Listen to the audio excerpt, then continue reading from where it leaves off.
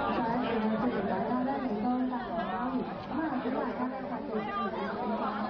活做選擇。不單是歡迎大家呢來到大棠花園，咁啊，請大家在之前呢健康閃閃光燈。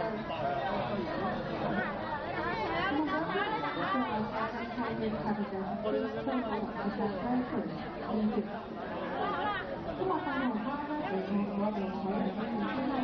我哋嘅會員咧會更加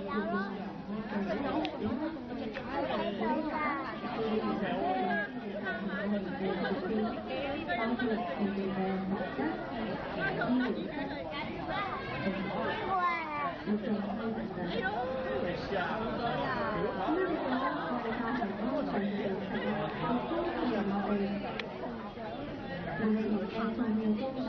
我哋嘅重要工作，每日我哋嘅大棠花係分餐，主要嘅食量咧係竹子，